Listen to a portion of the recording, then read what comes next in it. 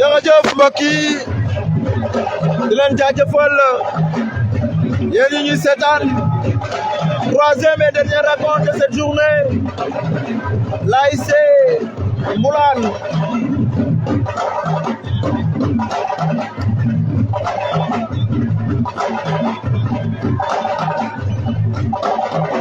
l'ASC Moulane l'ASC Diourbel Top 0-0 Moulane, fleur traditionnelle, et voilà, ça joue bien du côté de l'ASC Moulane.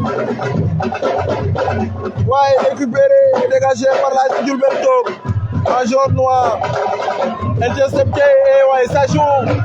C'est pourquoi, voilà, Lamine, la passe, retrait, dégagé par la défense de l'ASC Diourbel Top. En tout cas, match fini démarré. Allure, voilà, on va suivre l'ASC Diourbel Top au contre, décroché. Non, la défense est là, avec Dor Mouguel touche.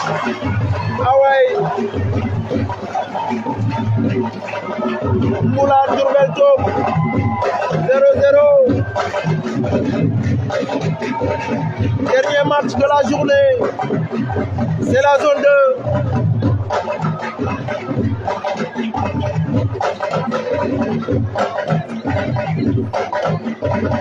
Et de l'autre côté, on aperçoit les supporters de l'ASC Moulane avec leur hymne.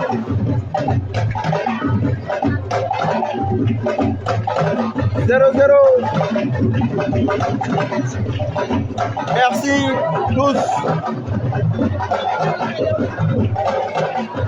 ñëpp ñi nga xam ne aussi dañuy bàyyi xel Mamadou Diouf. Ouais, fair play rek que le maire gagne. Merci beaucoup mon frère. Malik Ndeman Sen, supporter ASC Moulane.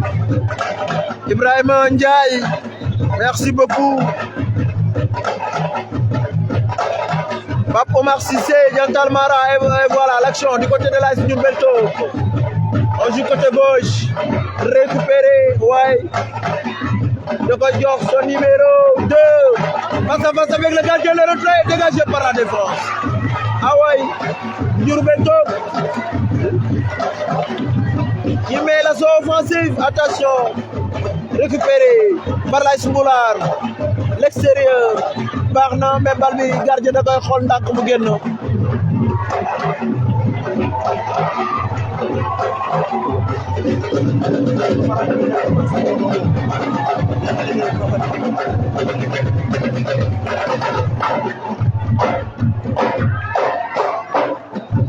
Ah ouais, ça joue du côté de l'ASC Diourbel Top, jaune noir.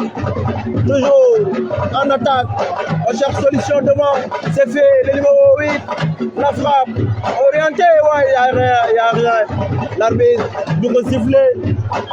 Merci d'envoyer les cœurs. Nous allons partager pour permettre aux autres de suivre les Navétanes sur votre page.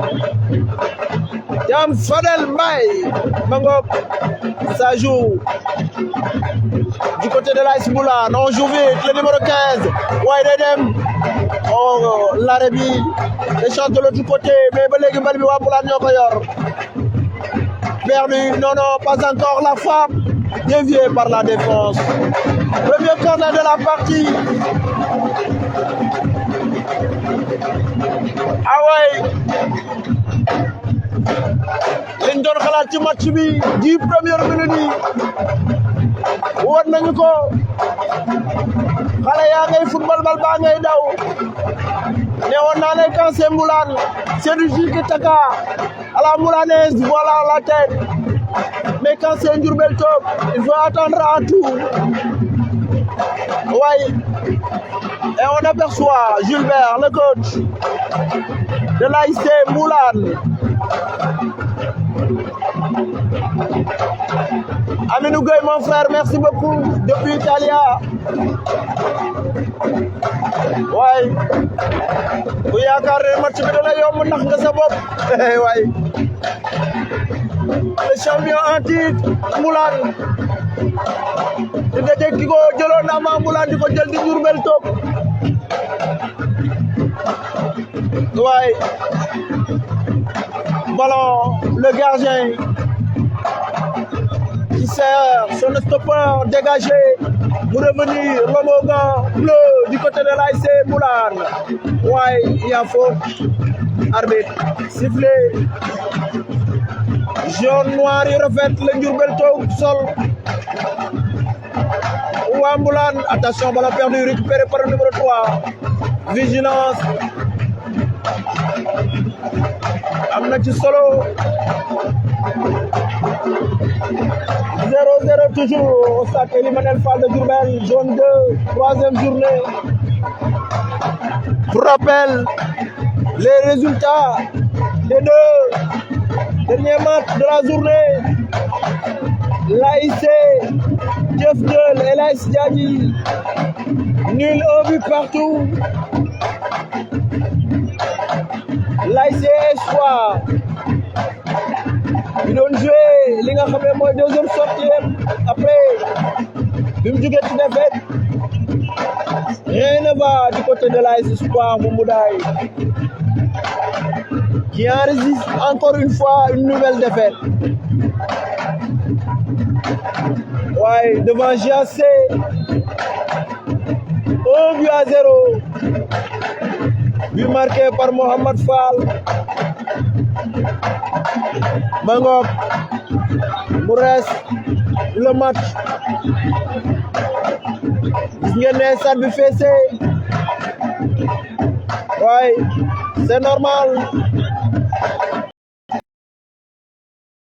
Malgré il fait nuit. Ballon dégagé.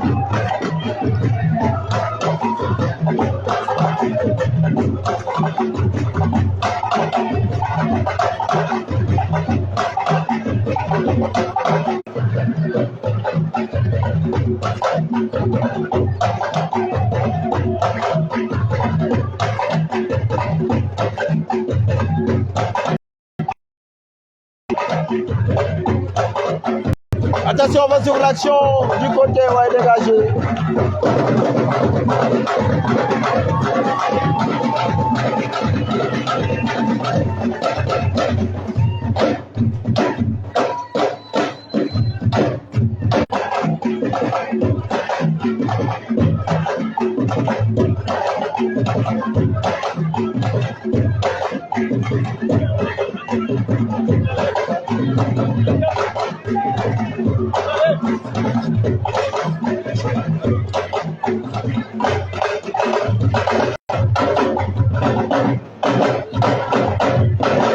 Ouais, ballon récupéré. Là, c'est Diourbel Top, attention. Une jouée qui est sur l'ASC Moulane, récupéré par l'homme au gant bleu du côté de l'ASC Moulane, le numéro 9. Cherche solution dans l'entre-jeu.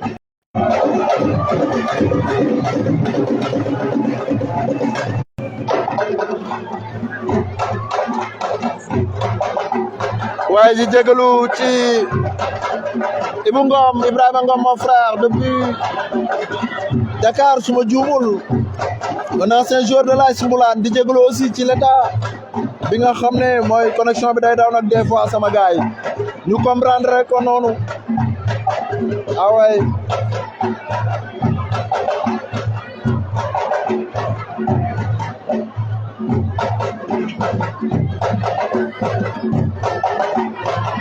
0-0 toujours. Attention, ça joue du côté de l'AS Mboulane. Ballon récupéré encore une fois par Diourbel Top. Défense bien organisée, bien en place. Ah ouais, Bassirou Sarr, mon frère, depuis Saint-Louis. Pendant ce temps, l'attaquant de l'ASC Diourbel Top est à terre.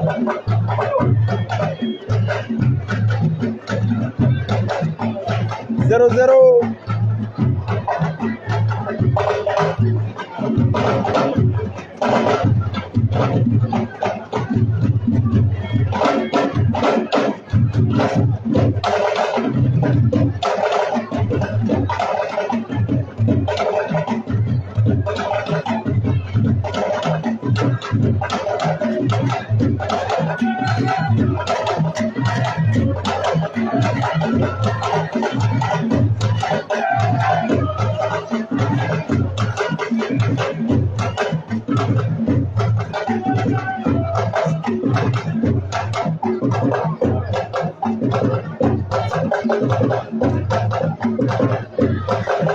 Galaye Touba Thiam depuis Mbour maa ngi lay bëggee Galaye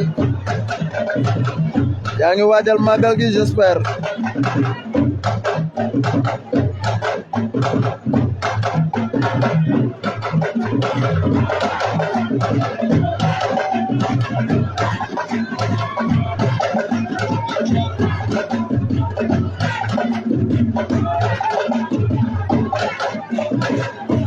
Salou Dieng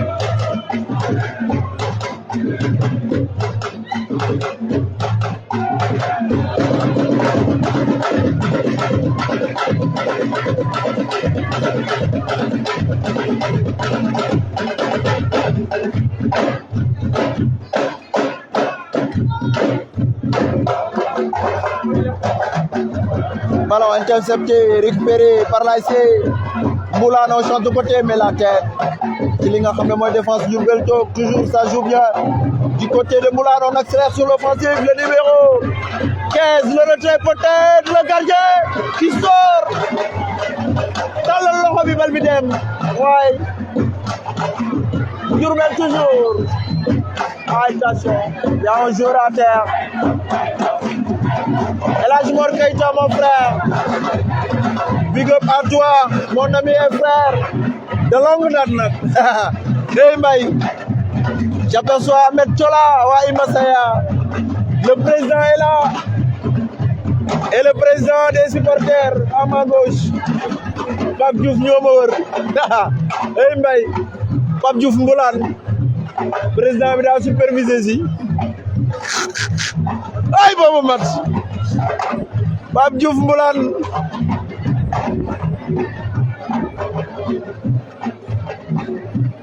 Mboulane ne ko li ma entraîné xajul ci yow taxaw maa jóg. Pape Diouf ne ko ba ci bés ba rek. Waaw Pape Diouf ne ko damay entraîné di ñax. Damay football de gagné te gagné ko. Mu ne ko sarax la rek Mboulane ne ko sarax la rek. Daaw maa jël coupe bi avec la manière. Boo yaroo ñu nul. Nga yore di ko ma gagné la say supporter taxaat cey boobu match Mangok en attendant Pipo Diop mon frère depuis UAC Diourbel Top waay match boobu Pipo Diop a koy arbitré Mame Biram Pouy moom tamit supporteru Pape Diouf 0-0 Bamba Sène mon ami foo féete attention bal ba day mujjee génn Bamba Sène 7 tonnes nama naa la de frère gën naa laa dégg daay da ngaa berso yoru bopp gaa yàq nañ la de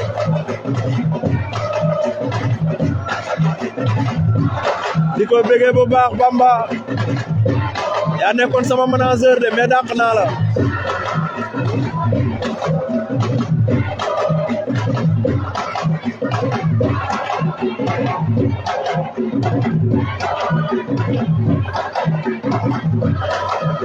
Ouais, Mboulane toujours ñooy conservé ballon bi en champ de côté, il y a hors-jeu. Ouais. 0-8 partout. Max jàppal ma temps bi. 19 minutes. Ouais. Mais bal baa ngi daw.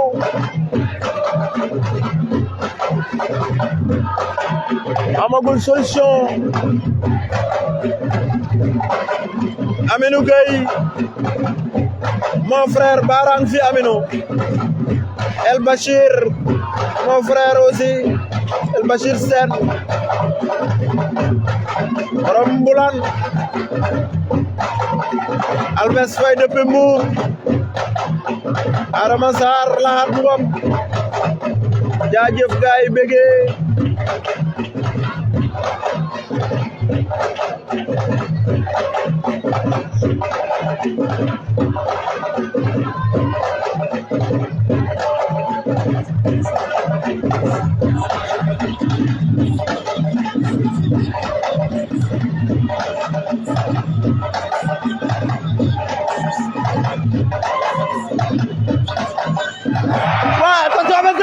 L'action du côté de l'AS Mboulane, c'est pas encore fini.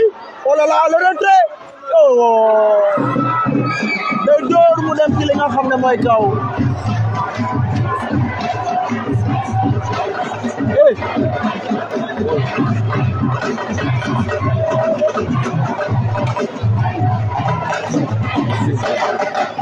Oui, Mboulane, il y avait l'occasion d'ouvrir le score.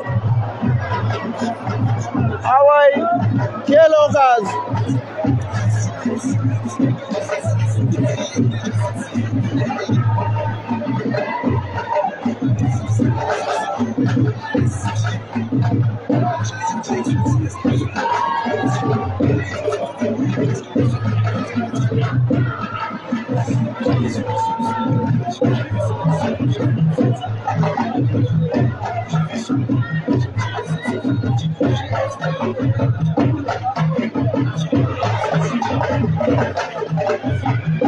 Ouais, ça joue du côté de l'AS Diourbel en jaune noir.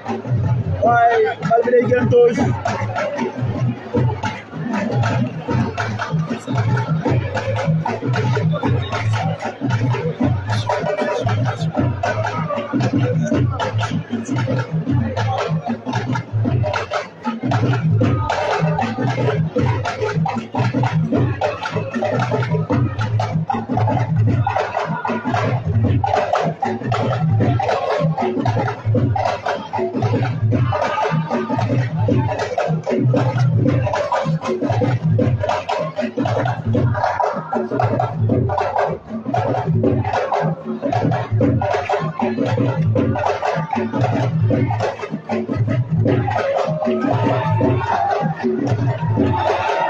Attention, on va faire, il y a hors-jeu signalé.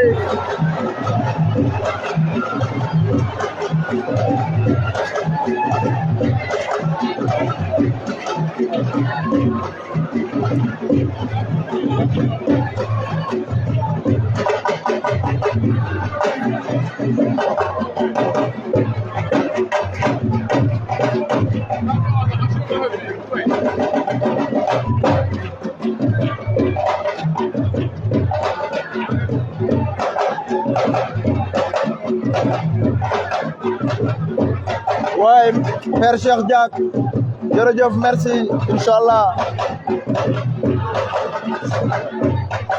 C'est un message bi, jaajëf. Ouais.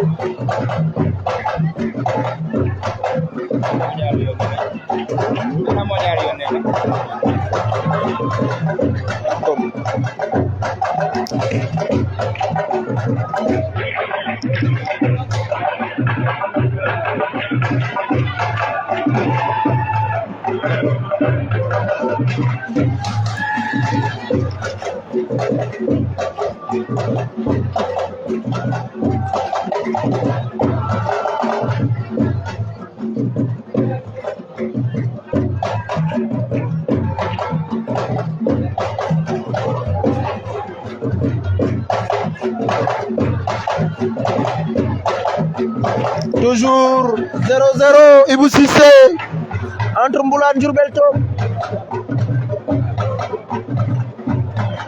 Mercredi stade Mouhamadou Wade bu Saint-Louis def naa noonu la de Saint-Louis la waa jamono ne voilà stade Mouhamadou Wade foofu la jamono di dajeeg Saly FC na ñëpp ñaan jamono gagné yéeg national 2 jóge fa dem national 1 Ligue 2 Ligue 1 yes weekend mën na nekk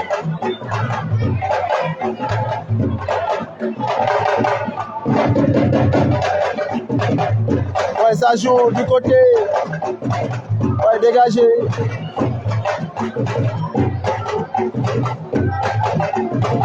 voilà récupéré ouais day dem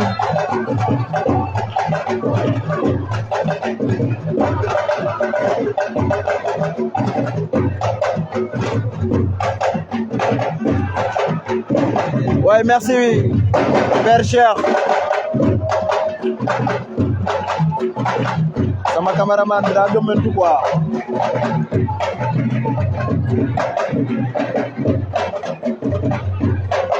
ouais Père nee na c'est bien continuer comme ça Thierno l'infatigable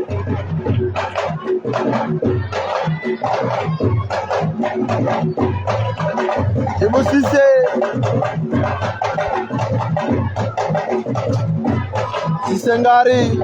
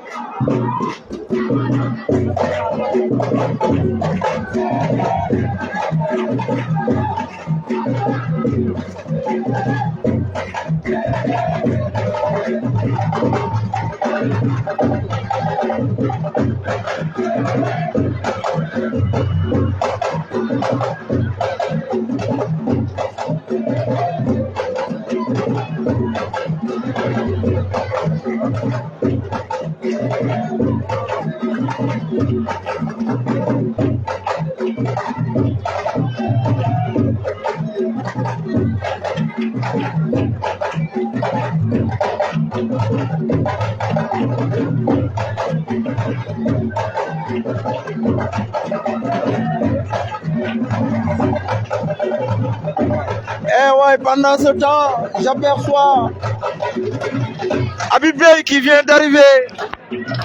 Cassé français. Matar Doudou Diouf, merci beaucoup. Mon frère. Ouais, Matar gars yi da ngay dem di leen laaj ay feuille de match ñoom ñu ngi wax ay waxi day xoox ak yu kenn xamul. Moo tax sonnatuñ ci numéro yi lañ koy kal rek. Saa yoo demee gars yi bañ. Hey, ça va kër. Mo ngoog saa yoo fa demee duñ la ko jox te xamuñu ne mbir mi dafa war a évoluer mbir mi dafa war a aju nekk beneen level. Merci beaucoup boo ko xalaat merci beaucoup la cité ouvrière parce que ñoom match bu dee jot dañuy defar lu rafet envoyé la ko merci beaucoup la c'est Pape Diouf Max 11 de départ yi lañ lay jox la numéro yi en tout cas ces trois équipes là moom ñoom xam nañ ne lépp mbir mi suñ borom lañ mais ñeneen ñi da ngay dem di jël ñu ne la bu mu laal suñ feuille. Habib Beye la Habib bonsoir gars yi namoon nañ la. Merci beaucoup Dame Fadel. Voilà, bienvenue pour ceux-là qui viennent de nous prendre en cours à l'image de la consultance. Donc 0 but partout entre l'AS Moulane habillé à orange noir face à l'AS Ndiourbel Tok habillé aujourd'hui en jaune noir. Donc c'est bien donc de suivre Fadel TV pour avoir les bonnes informations. Vous nous suivez en direct ici au stade Elimanel Fall, 0 but partout Vous l'avez annoncé tout à l'heure, 19 minutes de jeu. Nous sommes presque à 25 minutes donc de jeu. Un match très animé. Suivons donc cette occasion de la part de l'ASC Diourbel Tok. Perdu, l'AS Moulane qui repart. Au niveau donc de la défense, on joue latéralement, perdu. L'AS Diourbel Tok qui vient en attaque, bien joué. Ballon perdu, récupération au niveau du milieu de terrain. C'est reparti maintenant, l'AS Moulane qui va à l'assaut donc d'une attaque offensive, joué dans la verticalité, perdu. Perdu, ça repart dans la verticalité. La passe en profondeur pour le numéro 3. Saisi sans problème pour... au niveau donc de la charnière centrale, il y a quand même des espaces de part et d'autre. Le numéro 7 qui centre, pas bien négocié par la défense, qui va se dégager en catastrophe. La balle qui atterrit, ça revient. Ça revient. Le capitaine qui dégage, mal dégagé. Mal dégagé de la part donc de la défense de l'AS Moulane. Diourbel Tok. Il y a faute, l'arbitre ne dit rien. Donc ça repart encore, l'attaque amorcée, l'excentré, c'est perdu, bien joué. Match bien défendu, balle bien défendue par donc la défense de l'ASC Diourbel Tok qui permet un peu à l'arbitre de parler un peu avec le coach. Un joueur qui s'écroule, mais pas trop grave, qui nous revient le numéro 7 voilà, d'Amfadel. Vous l'avez bien vu, hein, il faut que les délégués mettent à la disposition des commentateurs la feuille de match pour qu'on puisse citer nommément les joueurs pour ne pas simplement donc se focaliser sur des numéros avec donc les noms des joueurs. Je pense que voilà, la littérature serait beaucoup plus fluide. Voilà. Donc, à l'image de l'ASC Bokk Khalat, à l'image de l'ASC Pape Diouf, à l'image de l'ASC Cité, le niveau maintenant est un peu trop élevé par rapport à certaines croyances mystiques. Donc, je pense que ni Dame Fadel ni quelqu'un d'autre n'userait de ces feuilles de match pour en servir donc de passe mystique. Je pense que à quelques minutes donc du coup de sifflet du début donc des rencontres, donc les feuilles de match doivent être à la disposition des commentateurs.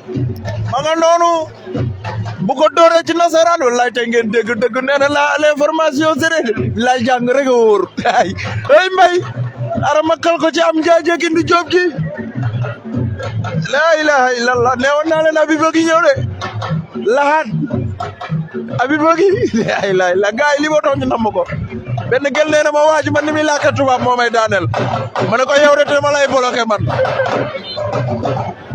yow moom bloqué naa la ba pare Mangok 0-0 Ibou Cissé 0-0 Saliou Ngounda Faye moom li kese di làkk du ci dégg dara xaaral ma jam ko ci kenn dugalul benn boobooy bu wóor bi mi ngoog coup franc du côté de l'ASC Moulane ma ànd ceeg Kassé alias Habib Bey ma ngoog attention l'ASC Moulane y a rien dit, l'arbitre dégagé par la défense.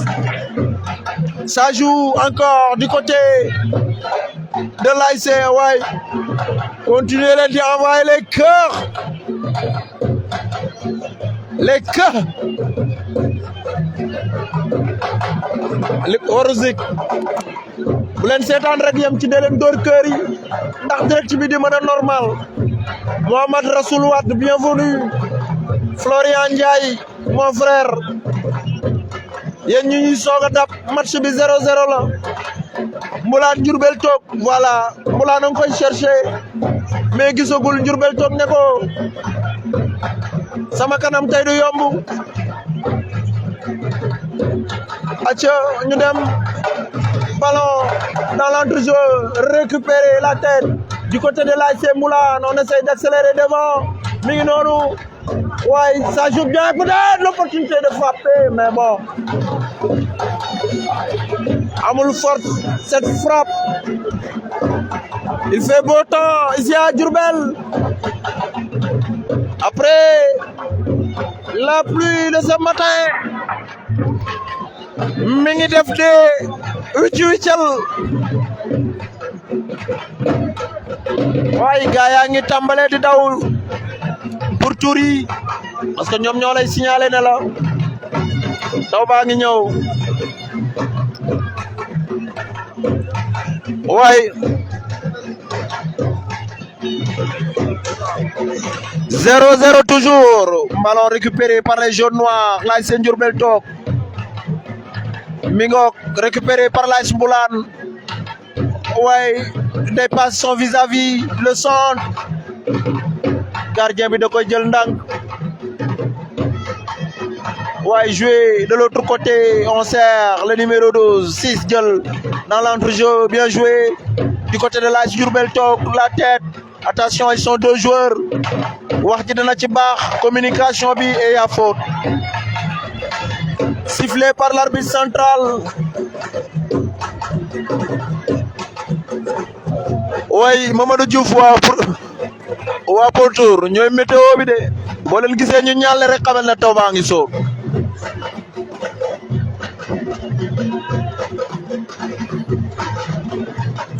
waaw Abdou Khadre Ndiaye mon frère borom teen bi gaay ne ko tin bi dig na ma ko tan bi du musul dig merci beaucoup Abdou Khadre ballon toujours Diourbel Diop da koy wàcce récupéré par l'AS Mboulane ñongok dañuy dem ak moom Mboulane day def tacle réussi bal bi génn le numéro 14 il faut le suivre du côté de l'AS Diourbel toog tacle yu 7-8 lay def ma ngoog bien joué du côté de l'AS Mboulane l'arrêté peut-être le face à face la frappe oh là là toujours 0-0 ay bal baa ngay daw Mboulane jëlaat waaye ça joue l'équipe d'Aziz Ndiaye oh la perte de balle cassé match bi neex na. Oui, un jeu vertical de la part de l'AS Mboulane qui essaie quand même de trouver la faille. Malheureusement, le manque de concentration des attaques qui fait aujourd'hui que le sommet des filets n'est pas encore retrouvé. Suivons donc cette touche de la droite vers la gauche, dégagement du latéral droit qui trouve la défense de l'AS Mboulane qui veille au grain, qui va jouer naturellement avec son gardien de but, qui préfère dégager le ballon loin devant. Combat au niveau du milieu de terrain, une défense très haute de la part donc de l'AS l'AS Mboulane qui revient à la charge.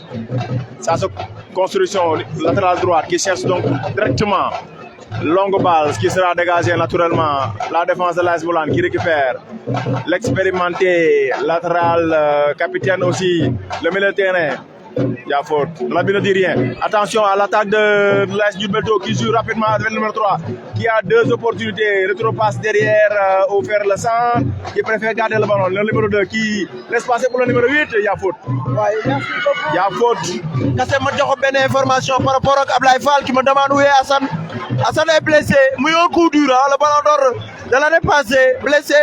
Gars yi doon ko xaar ci match bi mu revenir mais waiting si lay doon parce que mën na ko xaar contre Pape Diouf. Ouais, c'est bien une stratégie. Espérons que ça soit une stratégie parce que c'est un très grand joueur, un excellent joueur Assane. Donc on lui souhaite simplement donc bon rétablissement et qu'il nous revienne vite. Et ça repart aussi vite de la part de l'AS Diourbel qui essaie donc de gagner la bataille du milieu de terrain qui commet la faute de numéro 8. On joue très bien mais très perturbé par sa taille, surtout donc les balles en chandelle. L'AS Diourbel a intérêt à jouer bas parce que les duels aériens ne les avancent pas, surtout donc à la bataille du militaire, le numéro 5, qui va essayer donc trouver l'excentré droit qui s'infiltre dans la défense, le gardien qui s'en saisit. Bon. Il n'y a pas de contact. L'arbitre qui demande au gardien de se relever et de jouer. Le gardien qui garde la balle, qui demande donc à la défense un peu donc qui préfère le dégagement. C'est fait. Le ballon qui atterrit sur personne, sinon ça file en sortie de balle. La touche qui sera en faveur de l'AS Diourbel.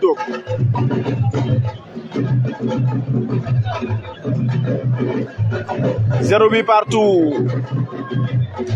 Nous sommes donc à la première période ici au stade Elimanel Fall. 0 Diourbel Tog, 0 AS Moulane. L'AS Moulane qui cherche toujours à asseoir sa domination habituelle que l'équipe avait l'année dernière. Le rythme de jeu, l'efficacité devant, le physique surtout, l'a tous exécuté.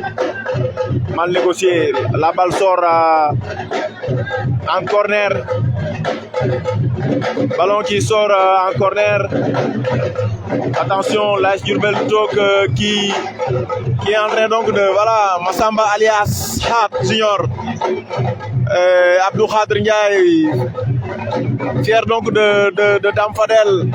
Voilà, merci beaucoup à Pambao, il m'a fait admirer avec sa belle maîtrise de l'attaque. Habibé, c'est le fruit de Dame Fadel. Merci beaucoup. Et Dame Fadel qui permet à toute une région, je veux dire, au diaspora, de suivre en direct ici au stade Elimanel Fall les matchs, surtout donc de la zone 2, nous l'avons dit, la zone 2 qui traîne du monde, la zone 2 qui anime, mais surtout la zone 2 qui nous donne donc du spectacle. Et surtout félicitations au président donc de la zone, M. Papkassé, à l'ensemble des organisateurs donc de la zone 2 qui nous réservent souvent donc de très belles affiches. Mais si on a l'opportunité de suivre ces affiches, c'est parce qu'il y a Dame Fadel. Le corner est tiré rapidement sur la tête de qui? Malheureusement, une occasion qui pouvait faire mouche. 2 minutes de temps additionnel, Dame Fadel, 0 but partout, ici au stade Elimanel Fall. Ça part vite, Kassé, ça part vite. Déjà, la pause, Mingi Nono, Digante l'AS Diourbel Tog, l'AS Moulane, 0-0. Moulane, ba léegi trouvé wul li nga xam ne mooy solution pour d'ouvrir li nga xam ne moom mooy le score. Jusqu'à présent, on attend la réaction des attaquants de l'AS Moulane, mais aussi les attaquants aussi de l'AS Diourbel Tog, parce que c'est Diourbel Tog là qu'on a vu jouer. On sent nettement que l'envie, l'engagement, détermination, beaucoup li nga xam ne mooy perte match yi mooy match d'entrée ci li nga xam ne mooy zone. On va suivre l'action, toujours c'est pas encore fini. Voilà l'AS Moulane, dernière occasion de l'AS Moulane face à face avec le gardien, décrocheté, def la passe. Ouais, oh là là, da nga koy ñaax bu yàgg la woon, mais c'est pas encore fini le retard. Ah ouais, il y a hors-jeu. Hors-jeu signalé.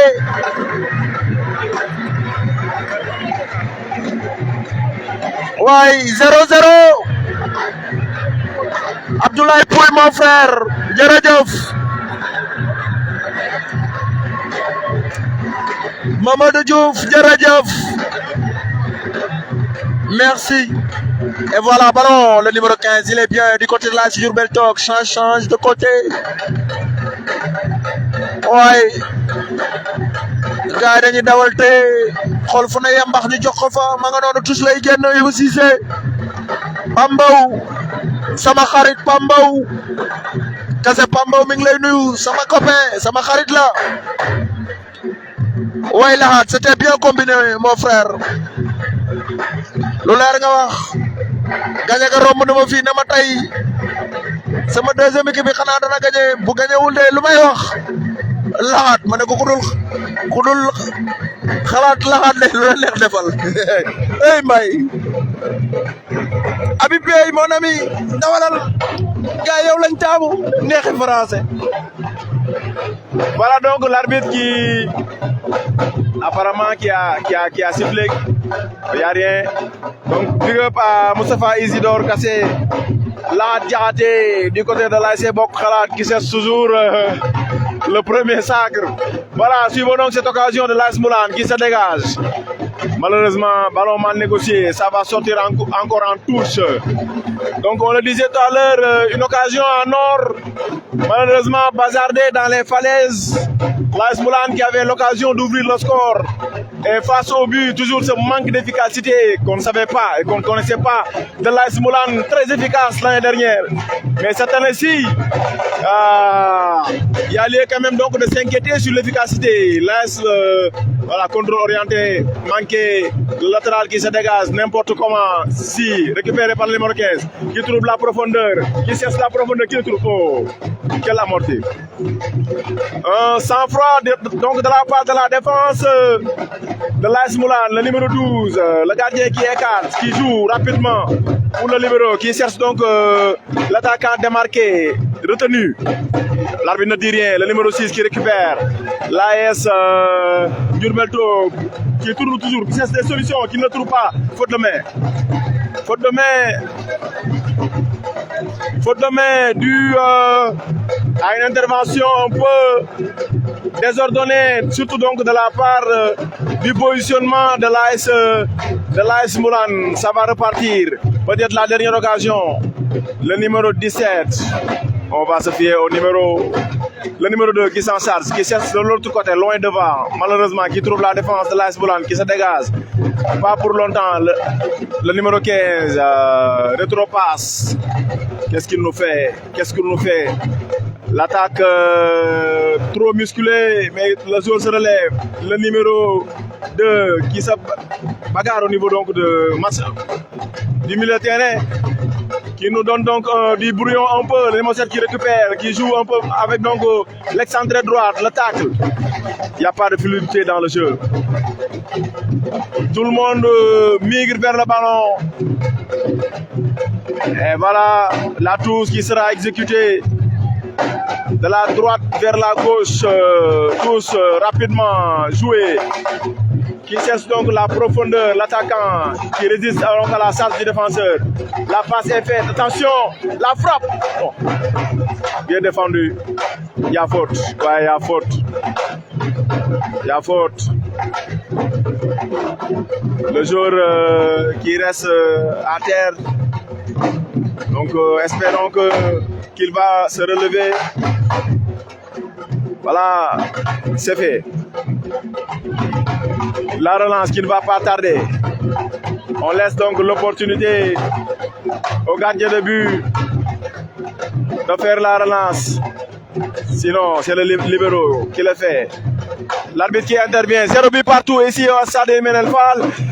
Entre l'AS Moulane et l'AS Diourbel-Top. 0 but partout. Score nul. Malgré la détermination des deux équipes, dans Fadel, on constate que l'efficacité n'est pas encore de mise. Qu'est-ce qui se passe au niveau donc surtout du côté de l'AS Moulane qui a quand même construit un jeu très prometteur, mais malheureusement qui tarde toujours à ouvrir le score. On l'a dit tout à l'heure, comparer l'AS Moulane de l'année dernière et l'AS Moulane de cette année-ci, il n'y a pas photo. Il n'y a pas photo dans la construction, il n'y a pas photo dans le physique, il n'y a pas photo aussi dans l'efficacité devant. Maintenant, c'est la deuxième rencontre. Bon, espérons que progressivement, ils essaient donc de trouver donc leur marque.